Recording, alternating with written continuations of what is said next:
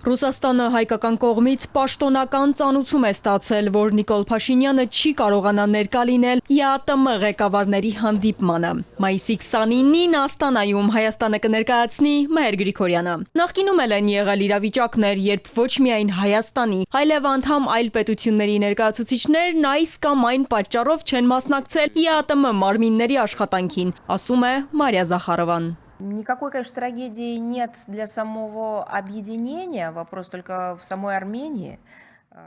Դա իհարկե ցանկալի չէ, բայց ողբերգություն էլ չէ։ Խնդիրը համակարգային է։ Սա արդեն վերածվում է մի մեթոդի, որը ստեղծել է հենց Նիկոլ Փաշինյանը։ Փոխարտգործնախարար Միխայել Գալուզինը Ռուսաստանի անվտանգության խորհրդի հատուկ աշխատանքային խմբի նիստից հետո ասել է, որ Մոսկվայում չեն կարող ընդունել այն գիծը, որը վարում է հայկական ղեկավարությունը։ Այն է պահպանել անդամակցությունը Եվրասիական տնտեսական միությունում այնքան ժամանակ, քանի դեռ չեն անցել անդամակցության Եվրոպական միությանը։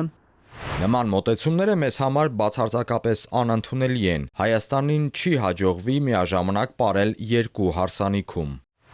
Ավելի վաղ փոխվարչապետ Օվերչուկն ասել էր, որ Ղազախստանում ԵԱՏՄ երկրների ղեկավարները կքննարկեն Հայաստանի կարգավիճակը։ Նշանակում է սա արդյոք, որ Հայաստանին կարող են հեռացնել կառույցից։ Հայաստանի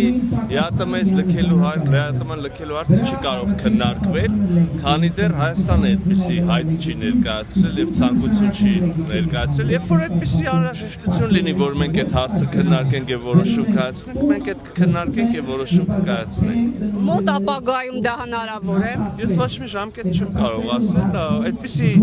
խնդիր նույնիսկ այսօր մեր օրակարգում դրված չի։ Ռուսաստանի անվտանգության խորհրդի քարտուղար Սերգեյ Շոյգուն էլ հայտարարել է, որ Հայաստանը ձեռնարկել է մի շարք գործողություններ, որոնք Մոսկվան դիտարկում է որպես ոչ բարեկամական։ Երևանը փորձում է մեղմել իրավիճակը։ Արտգործնախարար Միրզոյանը արձագանքելով Շոյգուին ասել է, որ Հայաստանը հակված չէ լարվածություն մտցնել հայ-ռուսական հարաբերություններում։ Ժամանակ է եղել, իրադարձություններ են եղել,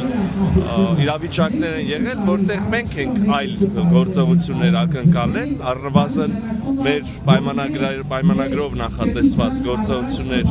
պայմանագրի մյուս կողմերից, մեր մյուս գործընկերներից եւ այդ գործողությունները չենք տեսել, այնպես որ շատ հարաբերական է էլի այդ ամեն ինչը։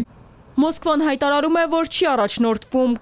կամ սկզբունքով։ Ընդհակառակը միշտ ասել է, որ կարելի է ներդաշնակորեն համատեղել գործակցությունը բոլոր ուղղություններով։ Բայց դա ըստ ԱԳՆ պաշտոնական ներկայացուցչի հնարավոր էր այնքան ժամանակ, քանի դեռ արևմտաեվրոպական ուղղությունից չսկսեցին ուղղակի հարվածներ հասցնել Ռուսաստանի տնտեսությանը, առևտրին եւ ֆինանսներին պատժամիջոցների տեսքով։ Սա ռուսական կողմը համարում է հիբրիդային պատերազմ իր դեմ։